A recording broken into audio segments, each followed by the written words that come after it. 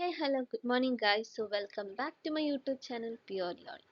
So നമ്മൾ YouTube channel start ചെയ്തിട്ടുള്ള first ടോപ്പിക്കാണ്. സോ ഇത് നിങ്ങൾക്ക് കേൾക്കുമ്പോൾ മനസ്സിലാവുകയാണെന്നുണ്ടെങ്കിൽ do subscribe and follow for the next update.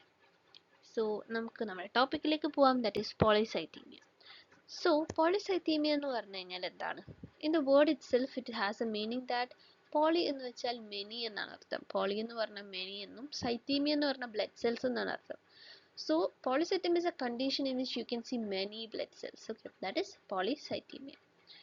Proper ഒരു ഡെഫിനിഷനിലേക്ക് പോവുകയാണെങ്കിൽ polycythemia is increase in red cell mass and hemoglobin in the peripheral blood is called polycythemia.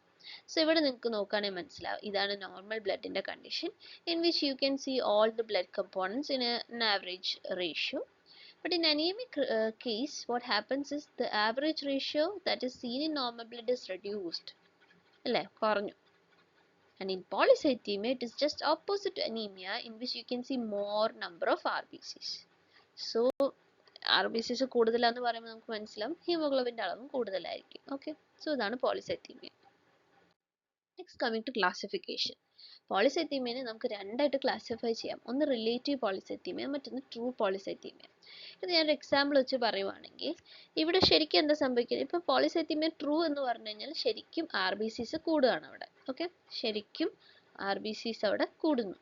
പക്ഷെ റിലേറ്റീവിൽ എന്താ, ശരിക്കും RBC അല്ല കൂടുന്നത്, പ്ലാസ്മ വോളിയം കുറയുന്നുണ്ട്, നമുക്ക് RBC കൂടുതലായിട്ട് ഫീൽ ചെയ്യുന്നു എന്നുള്ളതാണ്. മനസ്സിലായോ? അപ്പം ഇത് ഞാനൊരു എക്സാമ്പിൾ എനിക്ക് ഉള്ളതെന്ന് വെച്ചാൽ നമ്മളിപ്പം ഒരു ഗ്ലാസ് വെള്ളത്തിൽ ഒരു ഗ്ലാസ് വെള്ളത്തിന് സാധാരണഗതിയിൽ വേണ്ട ഷുഗറിൻ്റെ എമൗണ്ട് എന്ന് പറഞ്ഞാൽ 3 സ്പൂൺ ഓഫ് ഷുഗർ ആണ്. ഓക്കെ, 3 സ്പൂൺ ഷുഗറിൻ്റെ ആവശ്യം അതിനുള്ളൂ. അപ്പം അങ്ങനെ ഇട്ടത് അതിലിട്ട് ഞാൻ ഷുഗർ ഇട്ട്, അതാണ് നോർമൽ കാര്യം. ഓക്കെ, അപ്പം ഞാൻ അതേ ഗ്ലാസ്സിൽ ഞാൻ 5 സ്പൂൺ ഷുഗർ ഇട്ടു. അപ്പം എന്താ, ഷുഗർ കൂടുതലാണ്. കുടിച്ചു നോക്കിയപ്പോൾ ഷുഗർ കൂടുതലാണ്. ഇനി വേറൊരു ഗ്ലാസ്സിൽ ഷുഗറിൻ്റെ റേഷ്യോ ഈ 5 തന്നെ അല്ലെങ്കിൽ 3 തന്നെ, പക്ഷെ 3 തന്നെ നോർമൽ തന്നെ, പക്ഷെ ഞാൻ അവിടെ വെള്ളത്തിൻ്റെ എമൗണ്ട് കുറച്ചു. ഓക്കെ, അപ്പോഴും നമുക്ക് മധുരം കൂടുതലായിട്ട് തോന്നില്ല. അതായത് ഇപ്പോൾ ഒരു ഗ്ലാസ്സിൽ 3 സ്പൂൺ ഷുഗർ ആണ് നോർമൽ എങ്കിൽ RBC നോർമൽ 3 ആണ്. ഓക്കെ, അപ്പം ഞാൻ അവിടുത്തെ വെള്ളം കളഞ്ഞു, ദാറ്റ് ഈസ് പ്ലാസ്മ വോളിയം ഞാൻ കുറച്ചു, 1/4 ഗ്ലാസ് ഒക്കെ ആക്കി. അപ്പോഴും 1/4 ഗ്ലാസ്സിന് 3 സ്പൂൺ ഷുഗറിൻ്റെ ആവശ്യമില്ലല്ലോ. സോ അതാണ് അവിടുത്തെ ഒരു സാധനം. മനസ്സിലായെന്ന് വിശ്വസിക്കുന്നു. പോളിസൈത്തീമിയ രണ്ട് രീതിയിലാണുള്ളത്, റിലേറ്റീവും ട്രൂവും. ട്രൂ എന്ന് പറഞ്ഞാൽ പക്ക അവിടെ RBCസിൻ്റെ ഇൻക്രീസ് ആണ് ഉള്ളത്. പക്ഷെ റിലേറ്റീവ് എന്ന് പറഞ്ഞാൽ it seems to be an increase of RBC, but actually what happens is there is less അല്ലെങ്കിൽ loss of plasma volume. Okay, and ഈ ലോസ് ഓഫ് പ്ലാസ്മ വോളിയം കൂടുതലും ഇപ്പം ആർക്കാ, ഈ മറ്റേ എന്താണ് ഹൈപ്പർടെൻസീവ് ആയിട്ടുള്ള ഒരു കണ്ടീഷൻ, ഒരു സിനാരിയോ അവർ പറയുന്നതാണ്. ഹൈപ്പർടെൻസീവ് ആയിട്ടുള്ളൊരു മാനിന് അയാൾ ഹൂ ഇസ് ടേക്കിംഗ് ആൻറ്റിഡയറോട്ടിക്സ് എടുക്കണം. അപ്പം നമ്മൾ വാട്ടറിൻ്റെ സാധനം പോകാനുള്ളത്.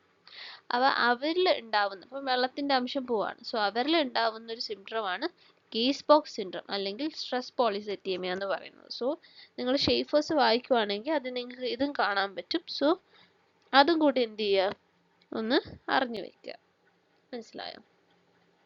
ഇനി ട്രൂ തന്നെ പ്രൈമറി ഉണ്ട്, സെക്കൻഡറി ഉണ്ട്. ഓക്കെ, അപ്പം ഫ്ലോ ചാർട്ട് മനസ്സിലായെന്ന് വിചാരിക്കുന്നു. പോളിസൈത്തീമിയ റിലേറ്റീവ് ഉണ്ട്, ട്രൂ ഉണ്ട്.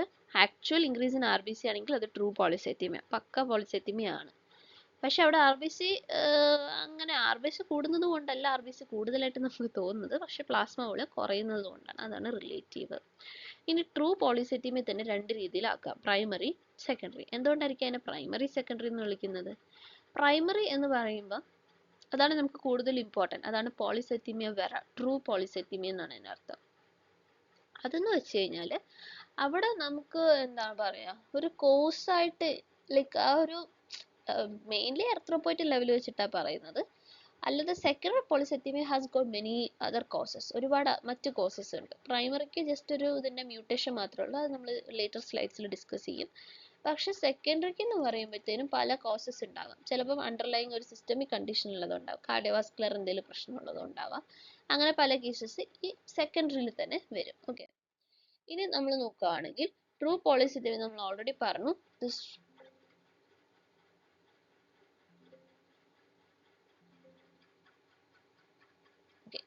ട്രൂ പോളിസൈത്തീമിയനെ നമുക്ക് രണ്ടായിട്ട് തിരിക്കാം based on erythropoietin level. EPO എന്ന് പറഞ്ഞാൽ എറിത്രോപോയിറ്റിൻ ലെവലാണ്, പ്രൈമറിയും സെക്കൻഡറിയും. പ്രൈമറി എന്ന് പറഞ്ഞാൽ polycythaemia vera and secondary means എറിത്രോസൈറ്റോസിസ്.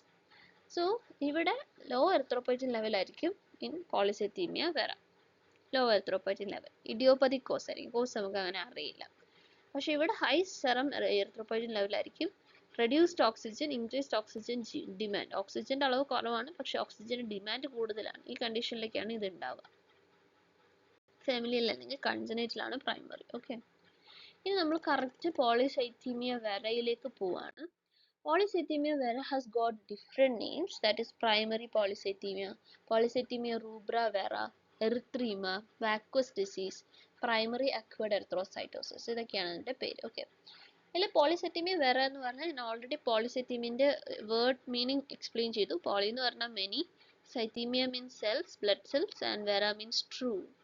So this is true increase in RBCs or blood cells. Okay, then other different names are primary polycythemia, polycythemia rubra vera, erythrema, vacuous disease, primary acute erythrocytosis. This vacuous disease എന്ന് പറയാൻ കാരണം ഇത് ആദ്യമായിട്ട് notice ചെയ്യുന്നത് French ഒരു like ഒരു scientist or something ആണ്. So അദ്ദേഹത്തിൻ്റെ പേര് വാക്വസ് എന്നായിരുന്നു. സോ ആ ഒരു നെയിമാണ്, ആ നെയിം വെച്ചിട്ടാണ് പോളിസൈത്തീമിയക്ക് അങ്ങനെ ഒരു പേര് കൂടി ഉള്ളത്. സോ പേരുകളും അറിഞ്ഞിരിക്കുക എന്നുള്ളത് ഇമ്പോർട്ടൻ്റ് ആണ്. ഓക്കെ,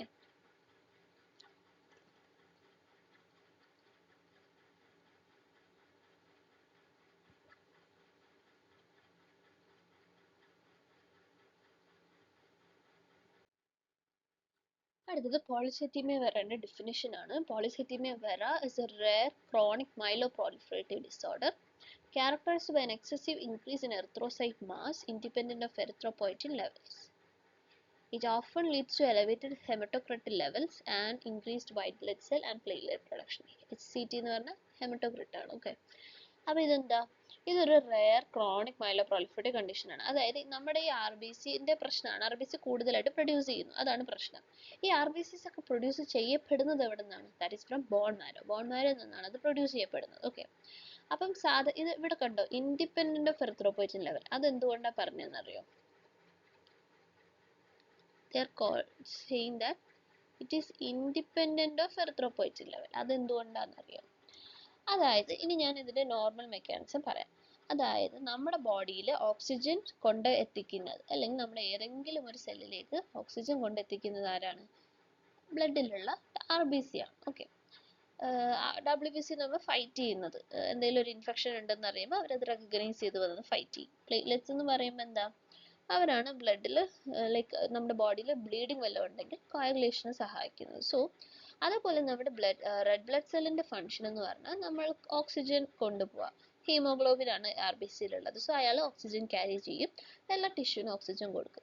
അപ്പം ഇൻ കേസ് നമ്മുടെ ഏതെങ്കിലും ഒരു ടിഷ്യൂവിന് അല്ലെങ്കിൽ ഏതെങ്കിലും ഒരു സ്ഥലത്ത് ഓക്സിജൻ്റെ ഡെഫിഷ്യൻസി ഉള്ളതായിട്ട് ഡിറ്റക്റ്റ് ചെയ്ത് കഴിഞ്ഞാൽ കിഡ്നീസ് എറിത്രോപോയിറ്റിൻ ലെവൽ ലൈക്ക് എറിത്രോപോയിറ്റിനെ സെക്രീറ്റ് ചെയ്യും. ഓക്കെ, ഈ എറിത്രോപോയിറ്റിൻ ലെവൽ വെച്ചിട്ടാണ് അതാണ് പിന്നെ ബോൺ മാരോനോട് പോയി ഇതുപോലെ RBC കുറവാണ്, കൂടുതൽ സെക്രീറ്റ് ചെയ്യണമെന്ന് പറയുന്നതും.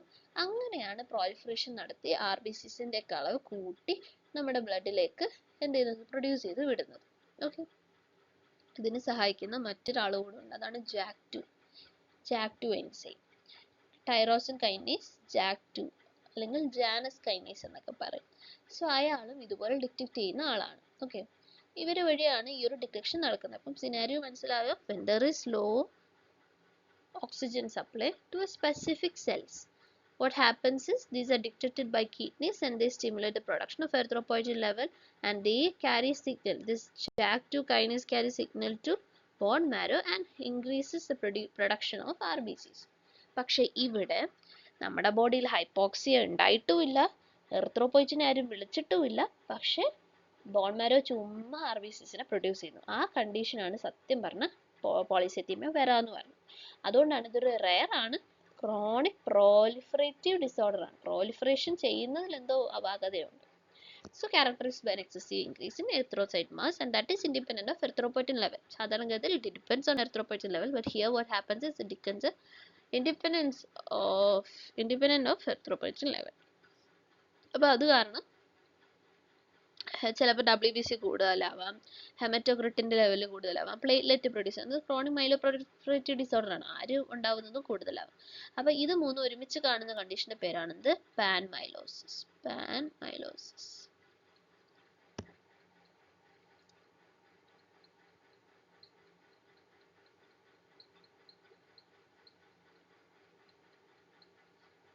പാൻമൈലോസിസ്.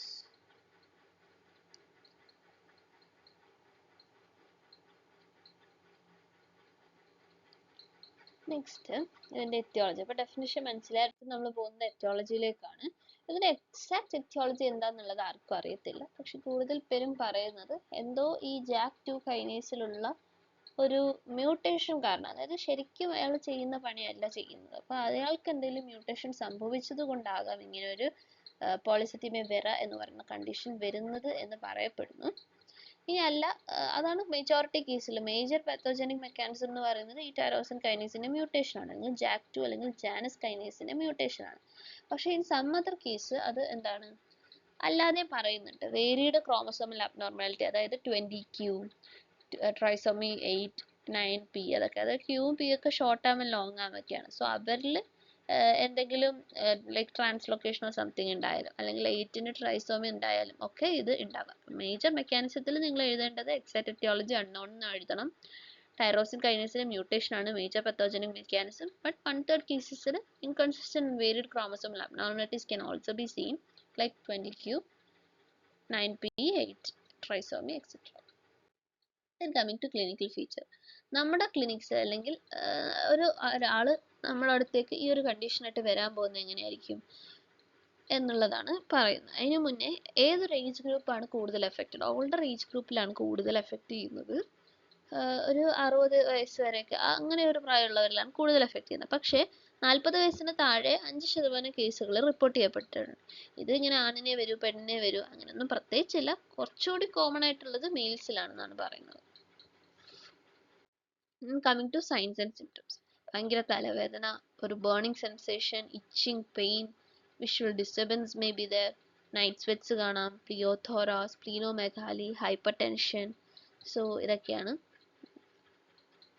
ഓക്കെ, നെക്സ്റ്റ് ക്ലിനിക്കിൽ പ്രസന്റ് ചെയ്യുന്നത് എങ്ങനെയായിരിക്കും? ഇങ്ങനെ ഭയങ്കര റെഡ് ഡസ്കി ഫേസ് ആയിരിക്കും. പിന്നെ കൂടുതലും കംപ്ലൈൻറ്റ്സ് വരുന്നത് ഇവരുടെ വിസ്കോസിറ്റി, അതായത് ഇപ്പം നമ്മളിപ്പോൾ നേരത്തെ പറഞ്ഞ ഒരു ഹണി ലൈക്ക് കൺസിസ്റ്റൻസി ആവും. അതായത് സൊല്യൂട്ട് കൂടുമ്പോൾ, ബ്ലഡിൽ സൊല്യൂട്ടിൻ്റെ അളവ് കൂടുമ്പോൾ അത് എന്തായിട്ട് മാറും? ഭയങ്കര ഒരു വിസ്കസ് ആയിട്ട് മാറും, ലൈക്ക് ഹണി ലൈക്ക് കൺസിസ്റ്റൻസി ആവും. ഒരു ഉദാഹരണം പറയുവാണെങ്കിൽ, ഇപ്പം വേറെ ഒന്നുമില്ല, ഇപ്പം നമ്മൾ ലൈം ജ്യൂസ് ഉണ്ടാക്കാൻ എടുക്കുവാണെങ്കിൽ അത് വെള്ളം പോലെ ആയിരിക്കും അല്ലേ? അപ്പം കുറച്ച് വെള്ളം എടുത്തിട്ട് അതിൽ കൂടുതൽ പഞ്ചസാര ഇടുമ്പോൾ അതൊരുമാതിരി ഇങ്ങനെ ലൈക്ക് ഒരു സിറപ്പ് ഫോം ഒക്കെ ആയിരിക്കും. അപ്പോൾ അതിൻ്റെ വിസ്കോസിറ്റി കൂടുതലാണെന്നാണ് അർത്ഥം. സോ വിസ്കോസിറ്റി കൂടുന്നതിലാണ് കംപ്ലൈൻറ്റ് വരുന്നത്. ഹെഡ് ഏക്കും, വെർട്ടിഗോയും, പിന്നെ ഇൻക്രീസ് റിസ്ക് ഓഫ് ത്രോംബോസിസ്. കുറച്ചൊക്കെ എക്സാം പോയിന്റ് ഓഫ് വ്യൂവിൽ മനസ്സിലാവുന്ന കുറച്ച് നോട്ട് ചെയ്ത് വെക്കാം. ഓക്കെ, പിന്നെന്ന് പറഞ്ഞു കഴിഞ്ഞാൽ സ്പ്ലീനോമെഗാലി, നോർമൽ സ്പ്ലീൻ കണ്ടോ ഇങ്ങനെയായിരിക്കും.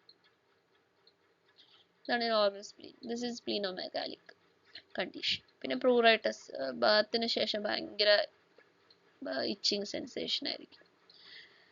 പിന്നെ പെപ്റ്റിക് അൾസറൊക്കെ ഉണ്ടാവാം കേട്ടോ,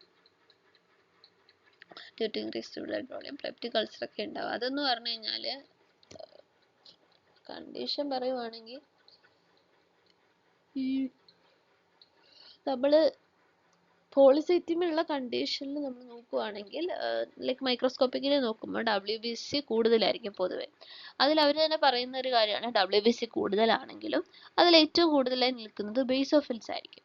അപ്പോൾ ഈ ബേസോഫിൽസ് ആണ് നമ്മുടെ ലൈക്ക് നമ്മുടെ ഗ്യാസ്ട്രിക്കിലുള്ള പെരൈറ്റൽ സെൽസിനോട് ഇങ്ങനെ HCl പ്രൊഡക്ഷൻ കൂട്ടാൻ പറയുന്നത്. അപ്പം ബേസോഫിൽസ് ഒരുപാടാണെങ്കിൽ HCl പ്രൊഡക്ഷൻ പ്രൊഡ്യൂസ് ചെയ്യുന്നതും ഒരുപാടായിരിക്കും. So which eventually leads to peptic ulcer. So അതാണ് അതിൻ്റെ ബിഹൈൻഡിലുള്ള കാര്യം. പിന്നെ urate stones, hyperuricaemia, this can be seen and observed.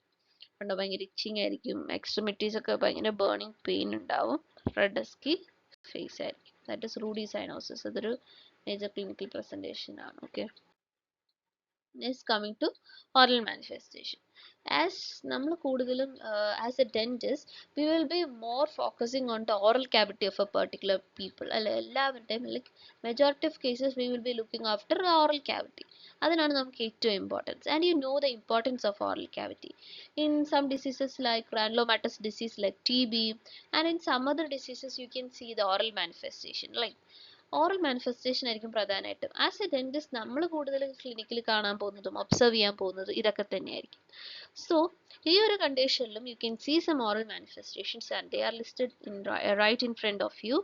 Oral mucous membrane ഒരു ഡീപ്പ് പേർപ്പിളിഷ് റെഡ് ആയിട്ട് മാറും. ജിഞ്ചൈവ ആൻഡ് ടങ് ആയിരിക്കും മോസ്റ്റ്ലി എഫക്റ്റഡ്. പിന്നെ ജിഞ്ചൈവ എൻഗോർജ്ഡ് ആൻഡ് സ്വെല്ലൻ, നല്ല വീർത്ത് തക്കുടൂനെ പോലെ ഇരിക്കും. പിന്നെ ചെറിയൊരു ഇതുണ്ടെങ്കിൽ തന്നെ പെട്ടെന്ന് ബ്ലീഡ് ചെയ്യാൻ തുടങ്ങും, അങ്ങനെയൊക്കെ.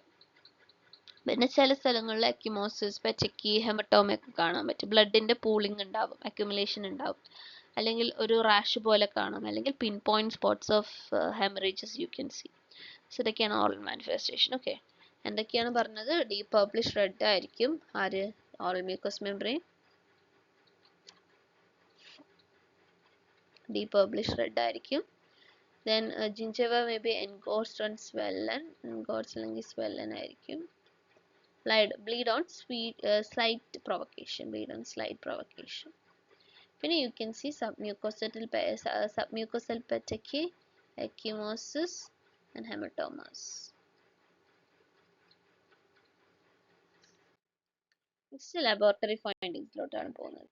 As you all know, polycythemia എന്ന് പറഞ്ഞു കഴിഞ്ഞാൽ എന്താണ്, RBC കൂടുന്ന കണ്ടീഷൻ. അപ്പോൾ you can see erythrocytosis, increased RBCs can be seen. So these are all RBCs. I think you can appreciate this അല്ലേ? The RBCs ആണ്. Okay, fine.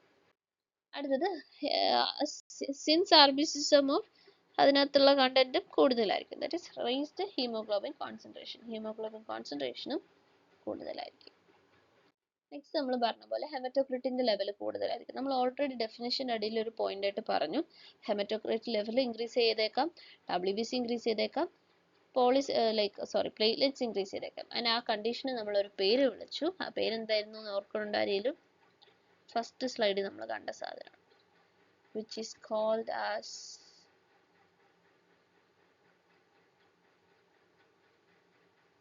and handwriting just please me, which is panmylosis.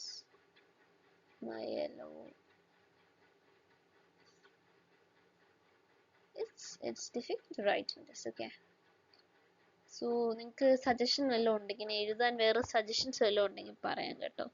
കാരണം എനിക്ക് ഇതിനെക്കുറിച്ച് വലിയ ധാരണയൊന്നും ഇല്ല. പിന്നെ എന്താ, പ്രത്യേകിച്ച് ധാരണയൊന്നും എനിക്കില്ല. നിങ്ങൾ പറഞ്ഞാൽ അത് നല്ലതായിരിക്കും. ശരി, അടുത്ത ഹെമറ്റോക്രിറ്റ് ലെവലിലേക്ക് അതാണ് പാൻമൈലോസിസ്. ഓക്കെ, അടുത്ത ഹെമറ്റോക്രിറ്റ് ലെവലിലേക്ക് പോവാണ്. ഇതാണ് നോർമൽ ഒരു ബ്ലഡ് എടുത്തു കഴിഞ്ഞാൽ അതിൻ്റെ ഹെമറ്റോക്രിറ്റ് ലെവൽ ഇത്രയും ഉണ്ടാവും, ഒരു 37 to 47% in female, and for males 42 to 55%, 52%. Anaemia ആകുമ്പോൾ ഹെമറ്റോക്രിറ്റിന്റെ ലെവൽ കുറയും. ഹെമറ്റോക്രിറ്റ് എന്ന് പറഞ്ഞാൽ എന്താ ഉദ്ദേശിക്കണേ?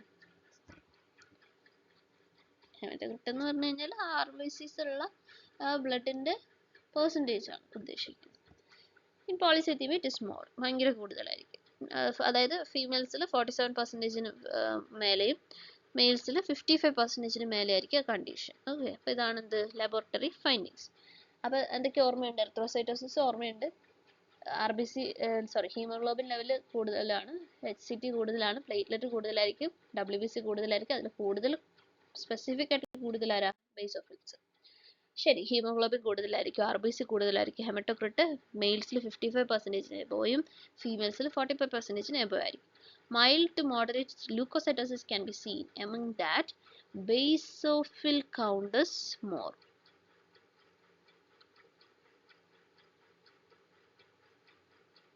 Increased. And you can see thrombocytosis too. Thrombocytosis കാണാൻ പറ്റും. ഇതാണ് മേജർ ഒരു കാര്യം, മേജർ സ്ലൈഡ് ആണ്. ആൻഡ് എർത്രോസൈറ്റോസിസ് എന്ന് പറയുമ്പോൾ നിങ്ങൾക്ക് അറിയാം, നോർമൽ എന്ന് പറഞ്ഞാൽ 4.5 to 5.5 ആണ്. സോ മെയിൽസിൽ 6 million എബോ വന്നാലും ഫീമെയിൽസിൽ 5.5 എബോ വന്നാലും it is said to be erythrocytosis, and that can be suggestive of polycythaemia vera. ഇനി ഇത് അക്സസറി ഫൈൻഡിങ്സ് ആണ്. പിന്നെ ഇതാണ് ബോൺ മാരോ എക്സാമിനേഷനിൽ erythroid hyperplasia and pan hyperplasia. അതായത് എന്താ, ഈ എർത്രോയിഡ് സീരീസ്, അതായത് RBC പ്രൊഡക്ഷൻ ഉള്ള ഇമ്മച്വർ സെൽസ് അല്ലെങ്കിൽ അതിനൊട്ടും മുന്നേ ഉള്ള സെല്ലുകൾ ഒരുപാടായിരിക്കും. അതുപോലെ പാൻ എന്ന് പറയുമ്പോൾ അതാ പ്ലേറ്റ്ലെറ്റ്സ്, അതും അങ്ങനെയായിരിക്കും. പിന്നെ സൈറ്റോജനിക് അബ്നോർമാലിറ്റി കാണാൻ പറ്റും. എർത്രോപോയറ്റിൻ ലെവൽ ഇൻ സെറം നമ്മൾ ഓൾറെഡി പറഞ്ഞു കുറവായിരിക്കും. സെറത്തിലും യൂറിനുള്ള എർത്രോപോയറ്റിൻ ലെവൽ കുറവായിരിക്കും നമ്മൾ ഓൾറെഡി പറഞ്ഞു. സോ ആ പോയിന്റും കൂടി ഇൻക്ലൂഡ് ചെയ്യാൻ നോക്കണം. പിന്നെ ബോൺ മാരോയുടെ കാര്യം നമ്മൾ ഇൻക്ലൂഡ് ചെയ്യണം. ബോൺ മാരോ എക്സാമിനേഷൻ്റെ കാര്യം you have to include that. ഇനി പോളിസൈത്തീമിയ വന്നു കഴിഞ്ഞാലുള്ള കോംപ്ലിക്കേഷൻസ് എന്താണ്? അതായത് ഇപ്പം ഇത് ഭയങ്കര വിസ്കസ് ആണെന്ന് പറഞ്ഞു. അപ്പം ഇതിൻ്റെ ബ്ലീഡിങ് ടെൻഡൻസി ഉണ്ടാവും എന്നാണ് ഇവർ പറയുന്നത്. പിന്നെ ചിലപ്പോൾ ഇത് ഇപ്പം ഭയങ്കര വിസ്കസ് ആയി, അപ്പോൾ അതിൻ്റെ ഫ്ലോ കുറഞ്ഞിട്ട് എവിടെയെങ്കിലും കട്ട പിടിച്ചതിരിക്കാം, ത്രോംബോസിസ് ആവാം. ആ ത്രോംബോസിസ് പിന്നെ പൾമണറി എംബോളിസത്തിലേക്ക് പോവാം, അല്ലെങ്കിൽ സ്ട്രോക്കിലേക്കോ ഹാർട്ട് അറ്റാക്കിലേക്കോ പോവാം. പിന്നെ ഭയങ്കര ബ്ലീഡിങ് ആയിരിക്കും. നമ്മൾ ഓൾറെഡി മെൻഷൻ ചെയ്തു എപ്പിസാക്സിസ് ഉണ്ടാവും അല്ലേ, നോസിൽ ബ്ലഡിൻ്റെ അംശം കാണുന്നത്. പിന്നെ ഗംസിൽ നമ്മൾ ഓൾറെഡി പറഞ്ഞു under all manifestation we said that bleed this gingiva bleed on slight provocation. പിന്നെ GI, അത് ഓൾറെഡി പെപ്റ്റിക് അൾസർ റിലേറ്റഡ് അങ്ങനെ. പിന്നെ erythromelalgia, burning pain sensitive like in the extremities. പിന്നെ ചിലപ്പം വളരെ കുറച്ച് ചാൻസേ ഉള്ളൂ, but still it can be transformed in acute myeloid leukaemia. Acute myeloid ലുക്കീമിയയിലേക്ക് ട്രാൻസ്ഫോം ചെയ്യാം. മനസ്സിലായില്ല? ഇത്രയും ഇതൊക്കെയാണ് കോംപ്ലിക്കേഷൻസ്. ഓക്കെ, ഒബ്സർവ് ഗോട്ട് ഇത് ആ ഒരു എന്താണ് ത്രോംബോസിസും ത്രോംബോഫ്ലെബൈറ്റിസും കാണിക്കുന്ന ഒരു ഇതാണ്. അപ്പം ഇതൊക്കെയാണ് കാര്യങ്ങൾ. ഇനി ഇതെല്ലാം കഴിഞ്ഞിട്ട് നമുക്കൊരു ആ പേഷ്യൻ്റ് എങ്ങനെ ട്രീറ്റ് ചെയ്യാം, ഹൗ ടു ട്രീറ്റ് ദാറ്റ്. ഇവിടെ കൂടുതലുള്ളത് എന്താണ്, RBC ആണ് കൂടുതൽ നിൽക്കുന്നത്. അപ്പം നമ്മൾ കുറച്ച് ബ്ലഡ് എടുത്ത് കളയുക. എന്തിനാണ്? അതാണ് ഫ്ലെബക്ടമി. വേറെ ഒന്നുമില്ല, കുറച്ച് ബ്ലഡ് എടുക്കുന്നു, അത് മാറ്റുന്നു. കാര്യം അത്ര RBC കുറയുമല്ലോ, അത്രേ ഉള്ളൂ. അപ്പം ഇതെന്ന് പറഞ്ഞാൽ ഹെമറ്റോക്രിറ്റ് കുറയ്ക്കാൻ വേണ്ടിയിട്ടാണ്, അതായത് RBC ഉള്ള ബ്ലഡിൻ്റെ പെർസെൻറ്റേജ് കുറയ്ക്കാൻ വേണ്ടിയിട്ടാണ് അങ്ങനെ ചെയ്യുന്നത്.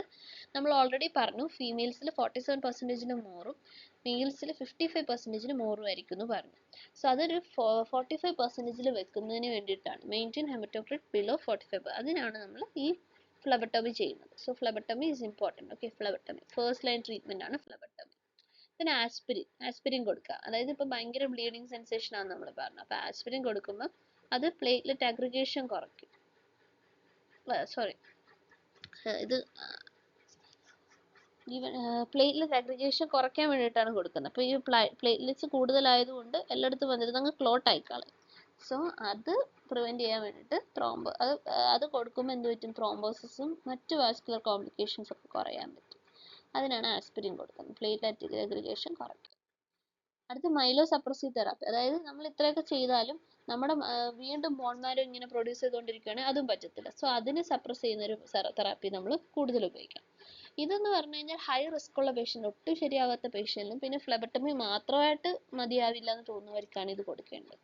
സോ മൈലോസപ്രസീവ് തെറാപ്പി കൊടുക്കുമ്പോൾ അതിന് ഉപയോഗിക്കുന്ന ഡ്രഗ് എന്ന് പറയുമ്പോൾ ഹൈഡ്രോക്സി യൂറിയ നമുക്ക് ഉപയോഗിക്കാം. ഹൈഡ്രോക്സി യൂറിയ ബോൺ മാരോയിലുള്ള ബ്ലഡ് സെൽസിൻ്റെ പ്രൊഡക്ഷൻ കുറയ്ക്കാൻ വേണ്ടിയിട്ടാണ് ഹൈഡ്രോക്സി യൂറിയനെ ഉപയോഗിക്കുന്നത്.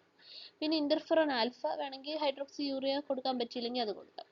പിന്നെ ഓൾഡർ പേഷ്യൻസിനാണ്, 65 എബോവ് ഉള്ള പേഷ്യൻസിനാണ് you can give busulfan which is an alkylating agent. Okay, so അത് നിങ്ങൾക്ക് കൊടുക്കാം.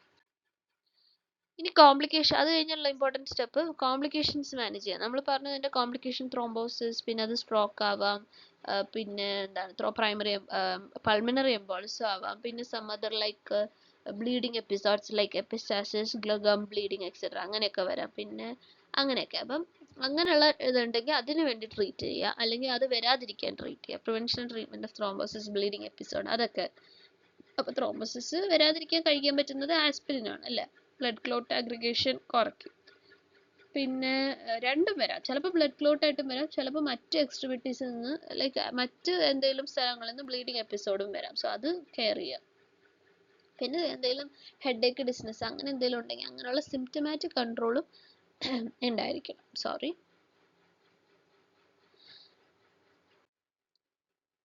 പിന്നെ ഇവർ പറയുകയാണ് ഫ്ലബക്ടമി റിസീവ് ചെയ്യുന്ന പേഷ്യൻസിൽ 10 to 12 ഇയേഴ്സോളം സർവൈവ് ചെയ്യാനുള്ള ഒരു ഇതുണ്ട്. ചെറിയ ചില ആൾക്കാരിൽ മാത്രമേ ഇതൊരു സെക്കൻഡറി ഹെമറ്റോളജിക്കൽ മാലിഗ്നൻസി ആയിട്ട് മാറുന്നുള്ളൂ. അതൊരു കോംപ്ലിക്കേഷനിലെ ഒരു ഭാഗമാണ്. സോ ഒരു major complication and cause of death എന്ന് പറയുന്നത് ത്രോംബോസിസ് ആണ്. കാരണം ആ ത്രോംബോസിസ് വന്നിട്ട് പിന്നെ അത് പൾമണറി എംബോളസി ആയിട്ട് പോകാം, നമുക്കറിയില്ല അല്ലേ. സോ അങ്ങനെ പിന്നെ ചില പേഷ്യൻസിൽ അത് മൈലോഫൈബ്രോസിസ് ആയിട്ടും മാറാറുണ്ട്. 25% ഇത് വന്നിട്ട് മൈലോഫൈബ്രോസിസ് ആയിട്ട് മാറും.